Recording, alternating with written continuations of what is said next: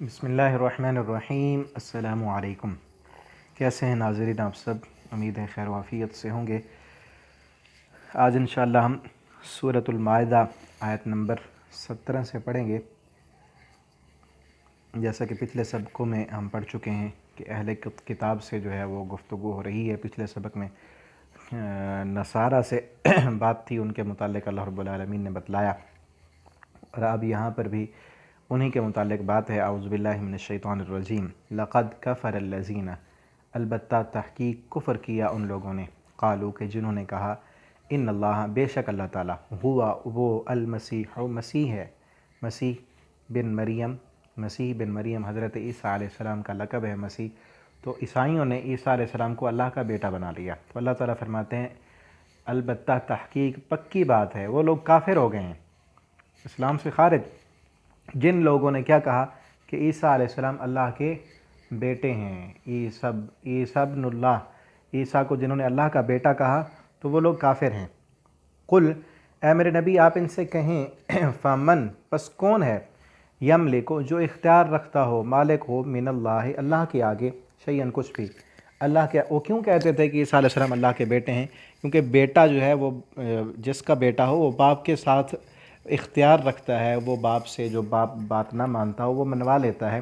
تو وہ اس لیے کہتے ہیں کہ ہم چونکہ عیسائی ہیں، عیسیٰ علیہ السلام کو ماننے والے، عیسیٰ علیہ السلام اللہ کے بیٹے ہیں، وہ ہماری ہر بات، ہمارا ہر مطالبہ جو ہے وہ منوا لیں گے اللہ سے، جنت تو ہماری پکی ہے۔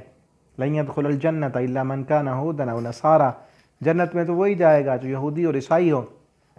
تو اللہ تعالیٰ نے فرمایا، پیچھے بھی ہم پڑھ چکے ہیں، لیس بامانیکم، تمہاری امیدوں کے مطابق ہم فیصلہ نہیں کریں گے، ولا امانی اہل الکتاب، اور نہ اہل کتاب کی امیدوں کے مطابق فیصلہ ہوگا، جنت میں وہی جائے گا جو نیک عمل کر کے آئے گا۔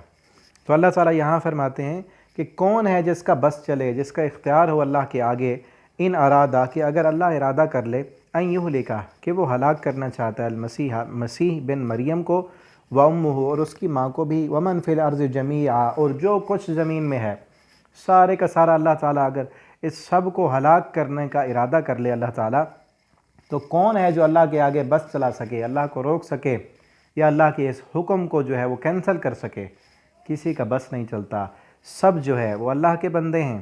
وَلِلَّهِ، اللہ کا ہے، ملک السماوات، بادشاہی آسمانوں کی، والارض، اور زمین کی، زمین و آسمان میں جو کچھ بھی ہے وہ اللہ کی ملکیت ہے، انسان بھی، فرشتے بھی، جن بھی، سب کچھ اللہ کا ہے۔ وما بینہما، اور جو کچھ اس کے درمیان ہے، یخلق ما یشاء، وہ پیدا کرتا ہے جو چاہتا ہے۔ اس نے عیسیٰ علیہ السلام کو اگر بغیر باپ کے پیدا کیا، وہ اس کا امر ہے، اس کا حکم ہے، وہ جیسے چاہے کر سکتا ہے۔ وہ باپ سے پیدا کرے وہ قادر ہے، وہ بغیر باپ کے بنا دے وہ قادر ہے۔ واللہ، اور اللہ تعالیٰ، علی کل شیء قدیر، ہر چیز پر قدرت رکھنے والے ہیں۔ وقالت الیہود، اور اب آگے یہودیوں کے متعلق بھی آگے انہوں نے کیا کہا، وقالت الیہود، اور کہا یہودیوں نے، والنصارى، اور عیسائیوں نے بھی، نحن ابناء اللہ، ہم اللہ کے بیٹے ہیں۔ پیچھے تھا کہ انہوں نے کہا کہ عیسیٰ علیہ السلام اللہ کے بیٹے ہیں، یہودیوں نے کہا عزیر اللہ کے بیٹے ہیں۔ اب یہاں کیا ہے، انہوں نے کہا ہم خود اللہ کے بیٹے ہیں، اللہ کے لاڈلے اور اللہ کے پیارے ہیں، جنت ہماری ہے۔ تو اللہ تعالیٰ نے فرمایا، وَأَحِبَّا، اور اللہ کے بڑے محبوب ہیں ہم۔ قل، اے میرے نبی آپ ان سے کہہ دیں، فَلِمَ، پس کس وجہ سے، يُعَذِّبْكُمْ، وہ عذاب دیتا ہے تم کو۔ اگر تم اللہ کے بیٹے ہو، تم کہتے ہو ہم محبوب ہیں، تو پھر تم پر سزائیں کیوں آتی ہیں؟ تم پر اللہ نے دنیا میں یہ سزائیں کیوں دیں؟ تم پر پکڑ کیوں آئی؟ یہ عذاب جو آئے تھے ان پر، بنی اسرائیل پر، ٹڈیوں کا، مینڈک کا، خون کا، تو یہ سب کیوں آئیں تمہارے پاس؟ آگے 10ویں پارے میں آئے گی، 9ویں پارے میں اس کی تفصیل کہ کیا کیا عذاب آئے تھے ان پر۔ بذنوبکم، تمہارے گناہوں کی وجہ سے، بلکہ انتم، تم، بشر، انسان ہو، ممن خلق، اس میں سے جو اس نے تخلیق کی، تم اللہ کی مخلوق ہو، یغفر، وہ معاف کرتا ہے، لمن یشاء، جسے چاہتا ہے، ویعذب، اور وہ عذاب دیتا ہے، من یشاء، جسے چاہتا ہے۔ اس کی مرضی، دنیا میں کسی کو پکڑ لے، کسی کو عذاب دے، کسی کو معاف کر دے، ساری اس کی مخلوق ہے۔ وَلِلَّهِ، اور اللہ کے لیے ہے، ملک السماوات والارض، زمین و آسمان کی بادشاہی، وما بینہما، اور جو کچھ اس کے درمیان ہے، وَإِلَيْهِ الْمَصِيرُ، اور اسی کی طرف تم سب کا لوٹ کر جانا ہے۔ یا اہل الکتاب، اب مزید اہل کتاب کو تاکید کی جا رہی ہے، اے اہل کتاب، قد جاءکم، تحقیق آ گئے تمہارے پاس، رسولنا، ہمارے رسول۔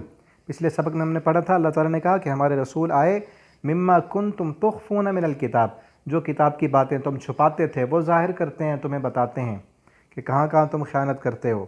اب یہاں کیا ہے، یبین لکم، وہ واضح کرتے ہیں تمہارے لیے۔ اب وہ رسول آئے کب؟ علی فترت، اس فترت پر، اس زمانے پر، میرا رسول جو رسولوں کی فترت، اس زمانے کو کہتے ہیں کہ جس میں رسولوں کا سلسلہ منقطع رہا، کہ حضرت عیسیٰ علیہ السلام کے بعد کافی عرصہ تک کوئی رسول نہیں آئے، اور حضرت عیسیٰ علیہ السلام اور محمد رسول اللہ صلی اللہ علیہ وسلم کے درمیان کا جو وقفہ ہے وہ تقریباً 570 یا 600 سال کا فاصلہ ہے، اور یہ 600 سال کا فاصلہ جو ہے وہ زمانہ فترت کہا جاتا ہے۔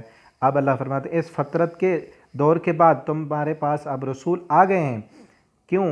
ان تقولوا، یہ کہ نہ تم کہو، ما جاءنا، کہ نہیں آیا تھا ہمارے پاس، من بشیر، کوئی ڈرانے والا، کوئی خوشخبری دینے والا اور کوئی ڈرانے والا، کہ تم قیامت کے دن یہ نہ کہہ سکو کہ ہمارے پاس تو کوئی بتانے والا آیا ہی نہیں تھا، اب آ گیا بتانے والا، اور اس نے تمہاری خیانتیں بھی بتا دیں اور تمہیں اللہ کا دین جو سچا اور کھرا ہے وہ دکھا دیا۔ فقد جاءکم، پس تحقیق آ گئے تمہارے پاس، بشیر و نذیر، خوشخبری دینے والے اور ڈرانے والے۔ واللہ علی کل شیء قدیر، اور اللہ رب العالمین ہر چیز پر پوری پوری قدرت رکھنے والے ہیں۔ یہ اہل کتاب سے خطاب ہے، اور ہمیں بھی اس میں نصیحت ہے کہ ہمارے نبی صلی اللہ علیہ وسلم ہمارے پاس آئے، اگر ہم نے آپ صلی اللہ علیہ وسلم کو نہیں دیکھا تو آپ کا دین، آپ کی احادیث ہم تک پہنچ گئیں، آپ کا پیغام ہم تک پہنچ گیا، تو ہمارے لیے بھی قیامت کے دن کوئی یہ دلیل نہیں ہوگی، کوئی حجت یہ نہیں بن سکے گی کہ ہمارے پاس تو کوئی ڈرانے والا نہیں آیا تھا، کیونکہ ہم نے قرآن بھی پڑھ لیا، احادیث بھی پڑھ لی، اور آج تو جدید دور ہے، نیٹ کا دور ہے، پوری دنیا میں جو ہے وہ یوٹیوب ہے، فیس بک ہے، ان کے ذریعے جو ہے وہ دین کا پیغام پہنچ رہا ہے۔ تو جس بندے کے پاس جس ذریعے کے ساتھ بھی حق کا پیغام، قرآن کا پیغام، احادیث کا پیغام، نبی صلی اللہ علیہ وسلم کی دعوت پہنچ گئی، قیامت کے دن وہ اللہ سے نہیں کہہ سکے گا کہ اللہ میرے پاس تو کوئی ڈرانے والا نہیں آیا۔ تو ان وسائل اور اسباب کو ہمیں بھی چاہیے کہ ہم استعمال کریں اور دوسرے لوگوں تک دین کی دعوت پہنچائیں، قرآن کی تعلیمات کو عام کریں، اور آپ ان اسباب کو فیس بک پر، واٹس ایپ پر اپنے دوستوں کے ساتھ شیئر کیا کریں، تاکہ ہمارا بھی اس میں حصہ شامل ہو جائے۔ اللہ رب العالمین ہم سب کو قرآن پڑھنے، سمجھنے اور اس کے مطابق زندگی بسر کرنے کی توفیق عطا فرمائیں۔ والسلام علیکم ورحمۃ اللہ وبرکاتہ۔